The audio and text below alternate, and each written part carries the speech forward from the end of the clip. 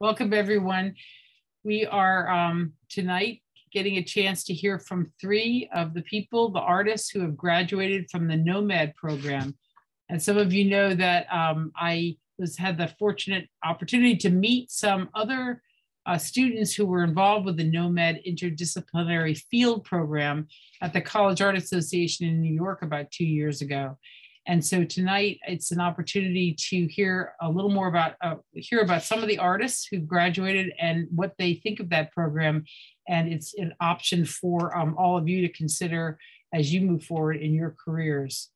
So with that, I'm going to ask our first speaker, Jared Cluck, to begin your presentation.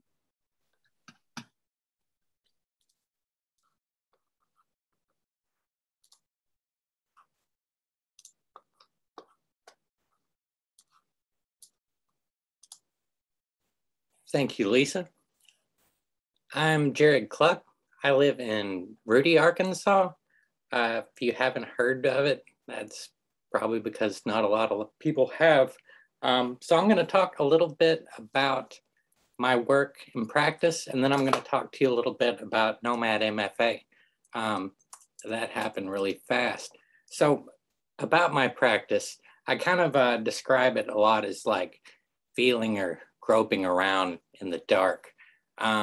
So yeah, let's have some images, see what that brings to mind. First of all, I'm gonna have to go back a little bit.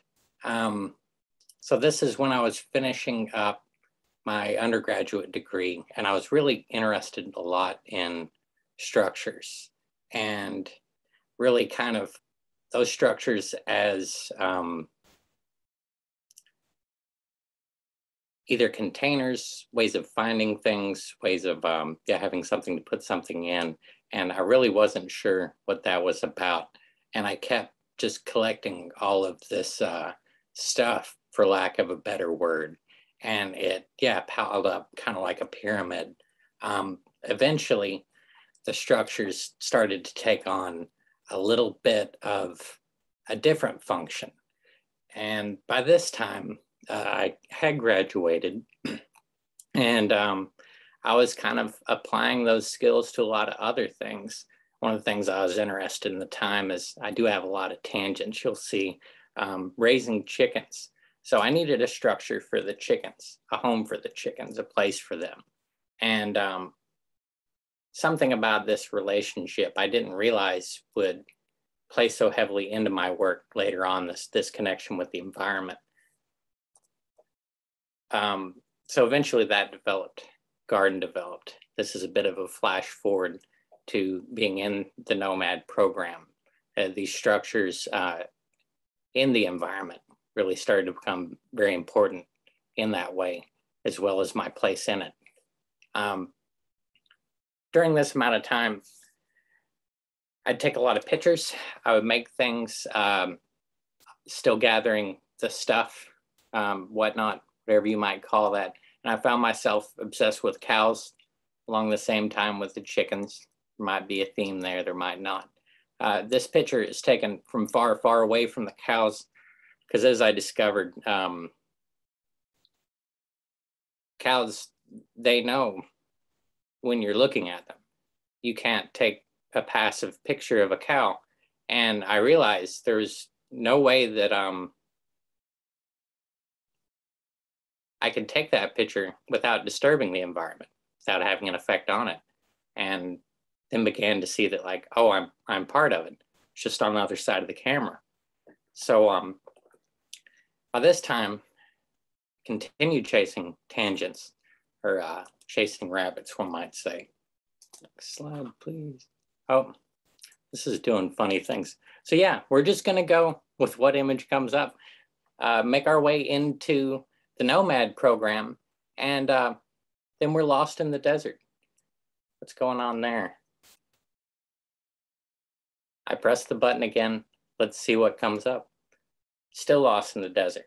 Like, Ghost, what are we doing here? Who are these people? Like, where are we at next? We find ourselves out there, New Mexico, in Old Mexico, and like, I'm still kind of chasing rabbits in a way, but there's something about those structures as we go on learning and as they reveal themselves. So I followed this and began to realize it's more of an act of seeking. We find our way to, in this case, the top of a mountain, looking for medicine, finding this value in plants. Then we find ourselves in the bottom of a bottle, looking for a different type of medicine, which is also effective. But yeah, I'm not sure where that road goes. And then we're trying to put it all together.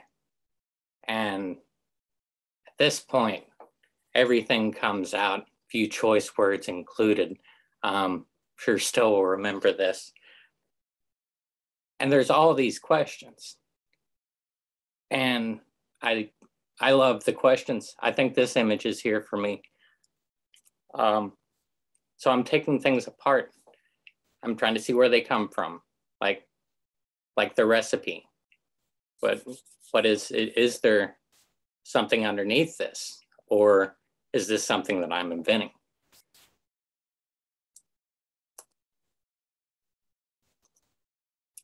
And I'm shining this light. As I'm doing so, it's like I begin to open up a little bit of the world at the time. And also I begin to get really interested in phenomenology, Martin Heidegger, and I'm still raising chickens. There's a practice that a farmer does of shining a light on an egg to reveal the life inside. This just so happens as I began taking these pictures of 6 eggs every 3 days, the pandemic, it kind of took over. And we were supposed to be graduating. And I'm looking for signs of life. This continues. Eventually, we did graduate and make it through. And I'm still looking at these structures, still asking these questions. I'm still wondering what slide is going to come up next. Thank you.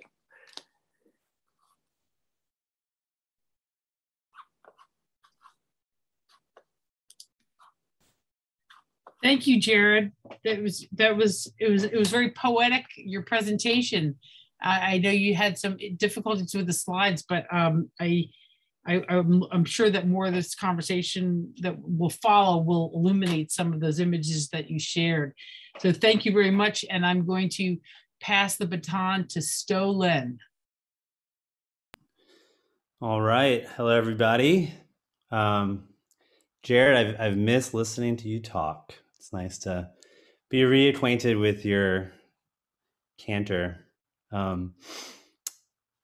We spanned time. It made me really feel like, we really did time together, as one does in prison. But if prison was a traveling, enlightening master's program, that was really fun most of the time. Let's see. I got stuff. I got images, and I apologize if I go fast. I just typically have tons of images that I want to share. So anyways, a nomadic, place-based, localized, global embodied, genre-fluid art practice. Essentially, it comes to my attention that I've basically been trying to do this for the last 20 years. And, things take a long time.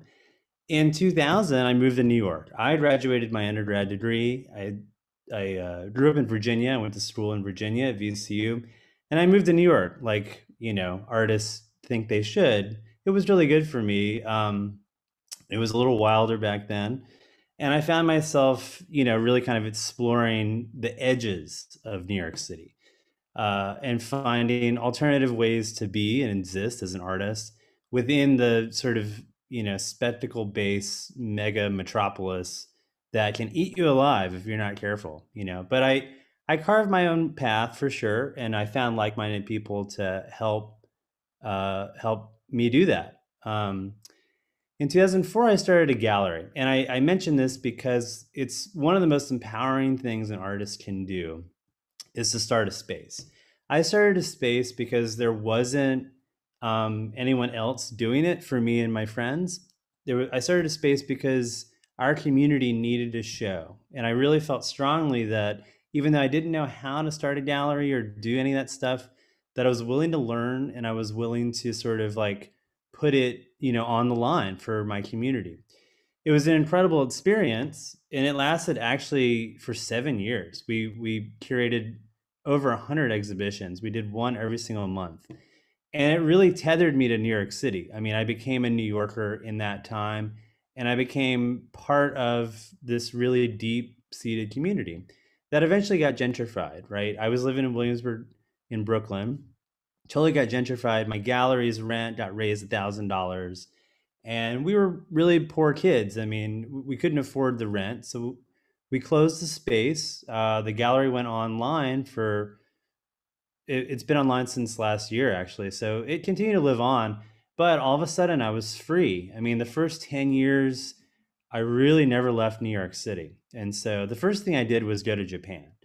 And I fell in love with this Japanese printmaking technique called suminagashi, which it means floating ink in Japanese. And you basically make a floating painting with sumi ink. And they look like this. They're like kind of these really beautiful marbled works. It originates with the Shinto monks.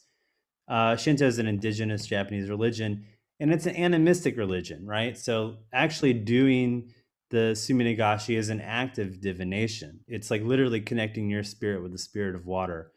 And while I'm not religious, I definitely found, kinship with that way of thinking. So in my own way, I dive headfirst into this idea of collaborating with water. And for the next several years, I began collaborating in my own way in dirty swimming pools in my studio, creating my own paint and inks, and making books and gigantic prints, and just making hundreds and hundreds of prints to sort of get somewhere, where I don't know, right? You never know. But eventually I came across this image of a BP oil spill. And it suddenly dawned on me that, that looks exactly like what I'm trying to recreate in my studio. And because I hang out along the water so much, I really realized that, I was like ignoring potential collaborations with the waterways around me. So I got a boat and I began really creating the art on the boat in the waterway. So this was a revelation for me. It broke me out of the studio. I actually built a guerrilla illegal shack down by the water to keep my supplies. And I began creating prints with the polluted waterways of New York City in a series of works I call Tsunami Nagashi. So that started in 2015.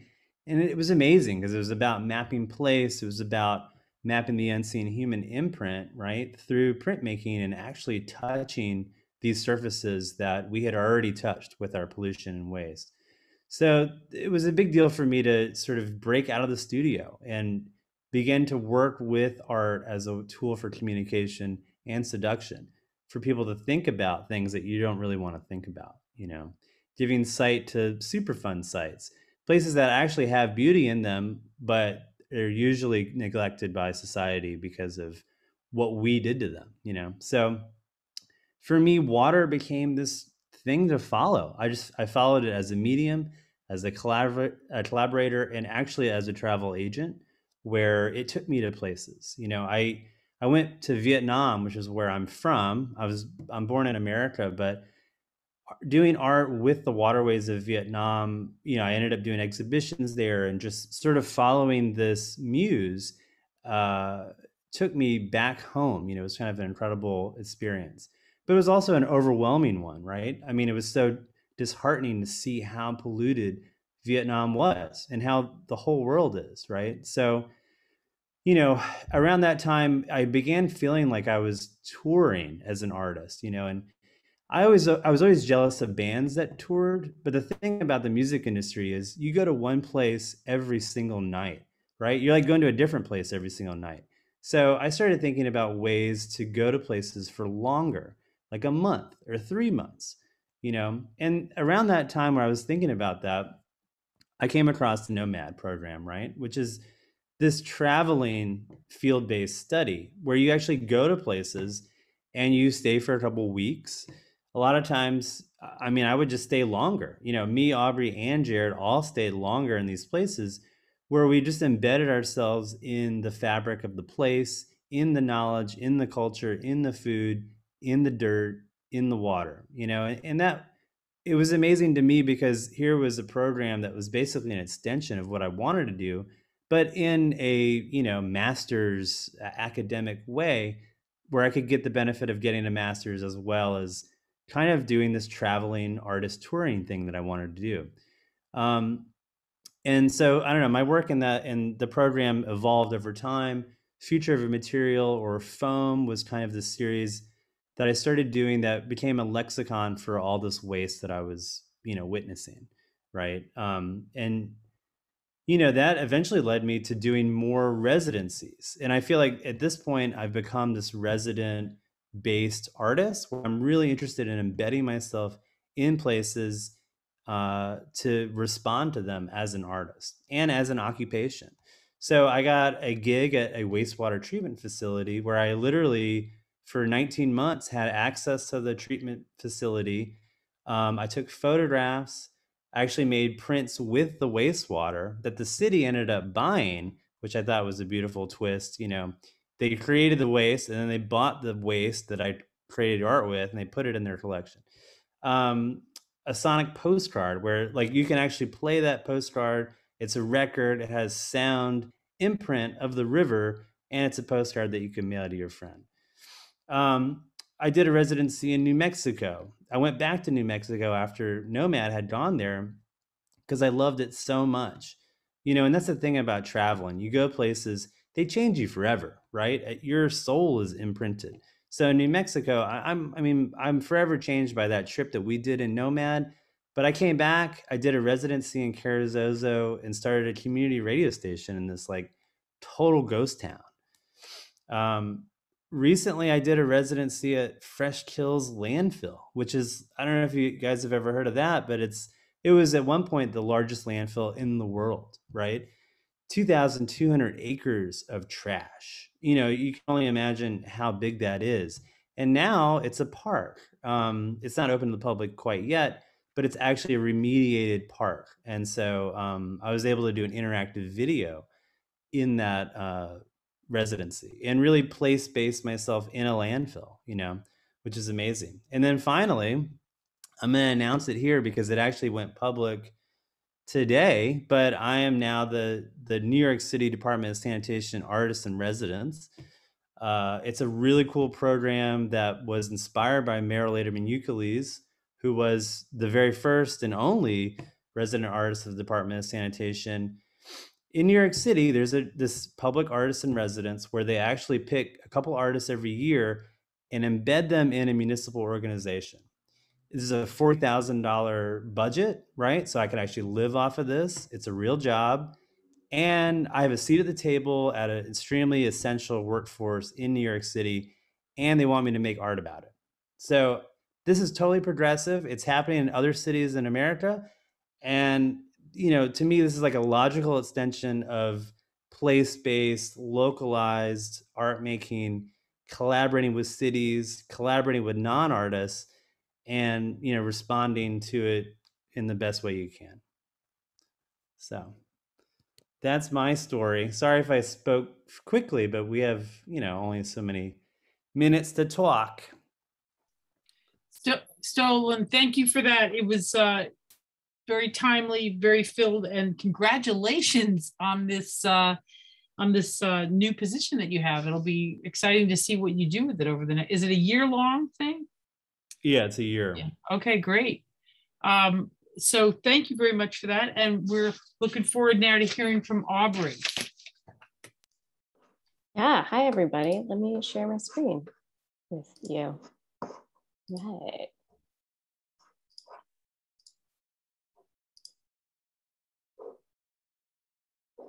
All right. Yeah, so I guess this is the configuration of words that I use to describe myself as right now, but it changes from time to time. I'm an artist, a researcher, and an educator, and I'm focused on place-based learning. And I'm really excited that I'm presenting with Stowe and Jared because I feel like I throw like some terms in here that I don't think I like explain that well, but their work really kind of models these things beautifully. So this is really great. And I'm really glad I get to go last so I can build off of their brilliance. Oh, it's dinging at me. Next. Okay. So just to start with a couple of my sort of core principles that I really believe is that there's no place is empty and that there's no such thing as nowhere. And this generally comes from the fact that I come from a place that people call the middle of nowhere or say that it's empty. I'm from Casper, Wyoming.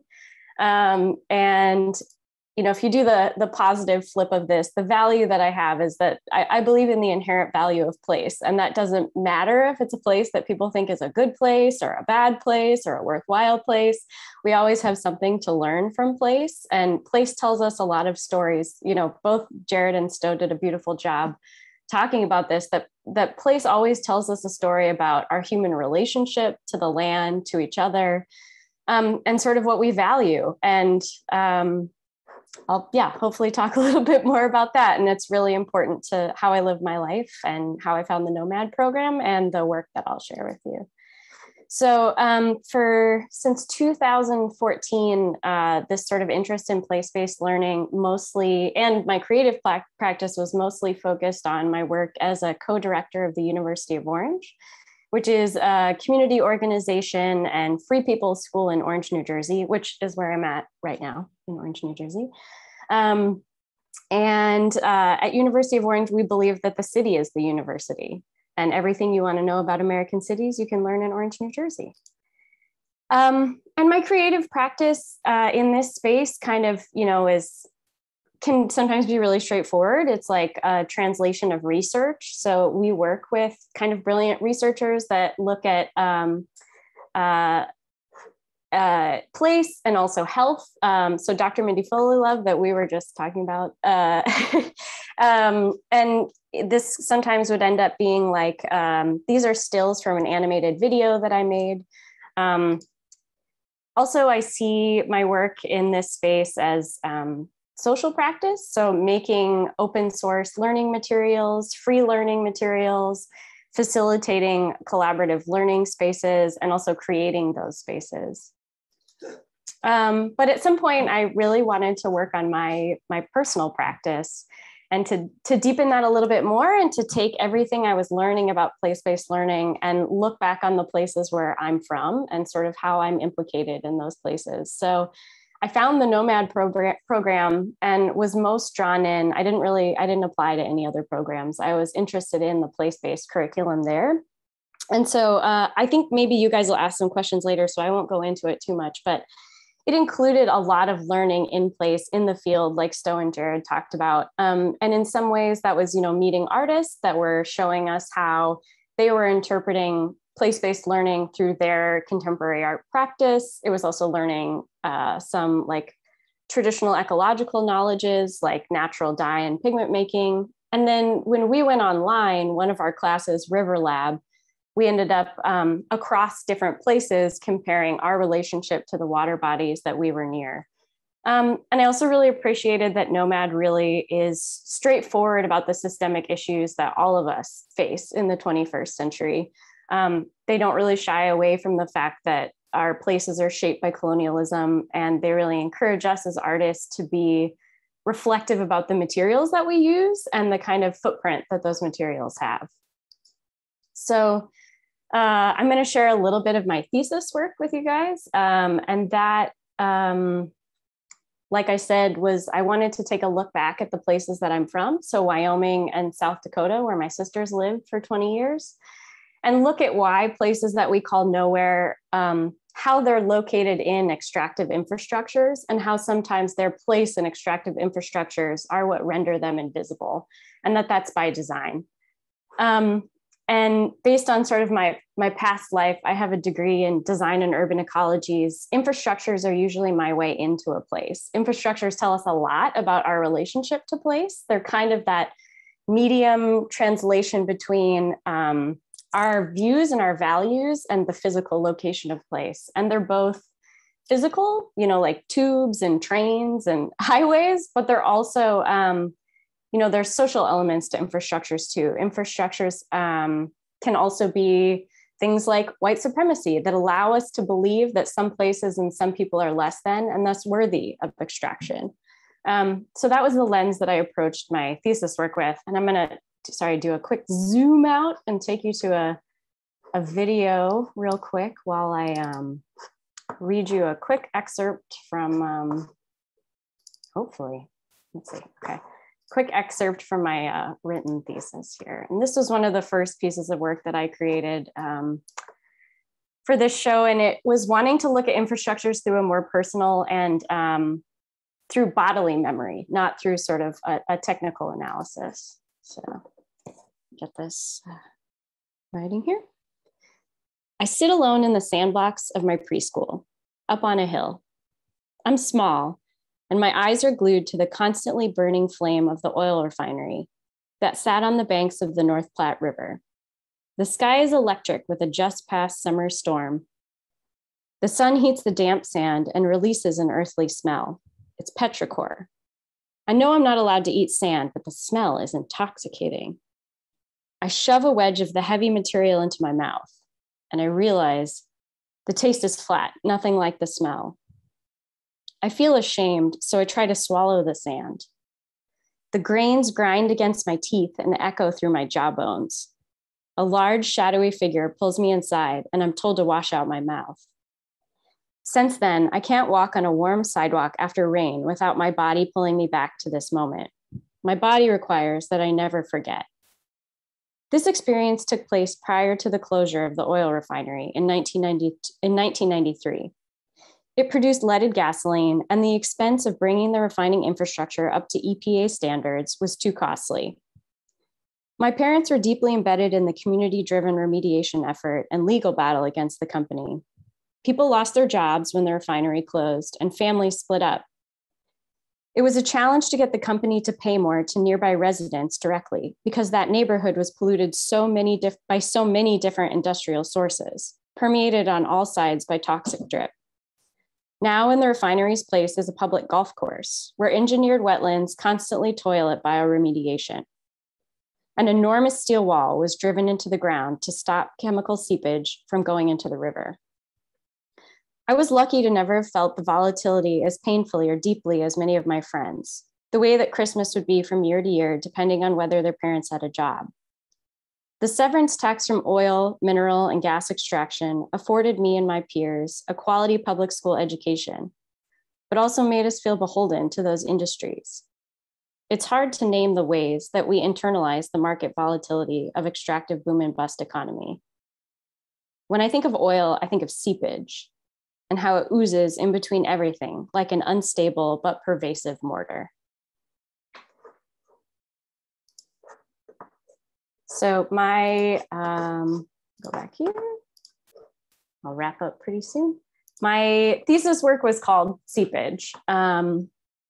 And that video with a soundtrack with just sort of the memory part of it was playing from the suspended projector.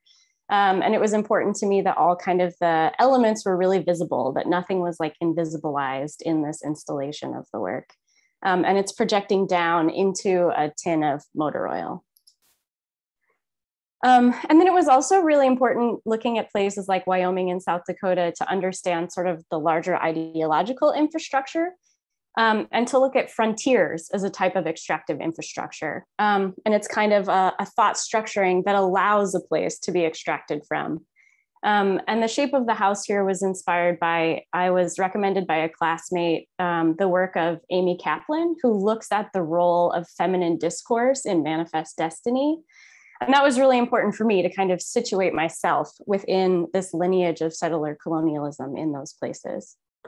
And if we go back, well, I don't know. Anyways, in that space, there was a video that was projected, which was a projection of this map, which was the first military survey of the Black Hills.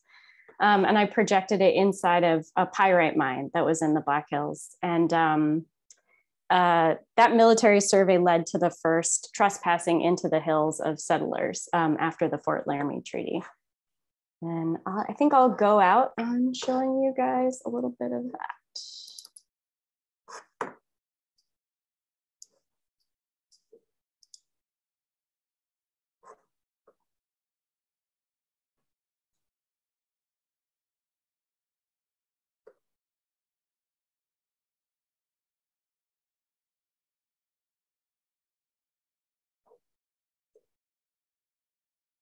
Oh, wait, I forgot I had a closing slide. All right.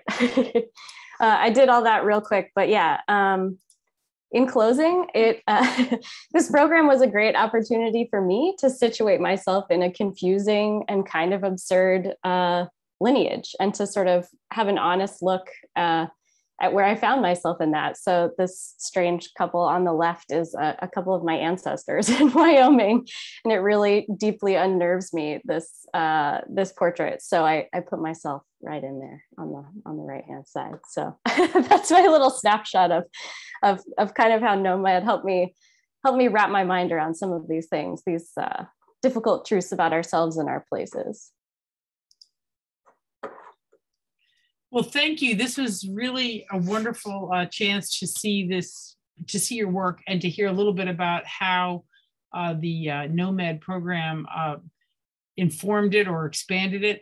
What I'm going to do right now is I take a look at our participants, and I'm going to graduate all the participants to become panelists so that they can have a direct dialogue with you. So it'll just take me a minute here, but all of you at home, if you would turn on your cameras, all the rest of the audience, I'm going to be promoting you any minute here, as soon as I can figure out how to do it. I've got, let's see. Here we are. I'm going into the attendees, and again, each of you are getting promoted to panelists. So congratulations. Here comes Dean and Liz. And here we go. Tiffany, Sid, Morgan, Lenny, you're being promoted. Katie Lenz, here you go. Congratulations. It's a little hard to see all these, but let me see.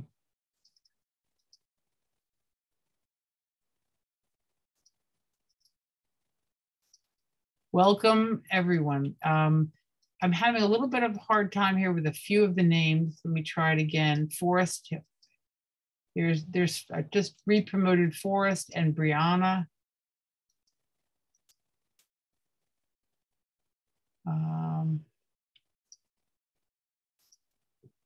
All right, so what I'm gonna ask I'm gonna go ahead and make this a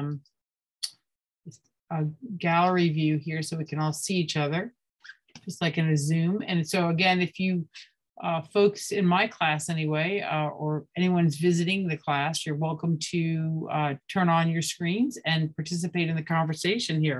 I just want to start out with, so you can unmute yourselves. I'm going to actually stop the recording so everyone feels comfortable. Here we go.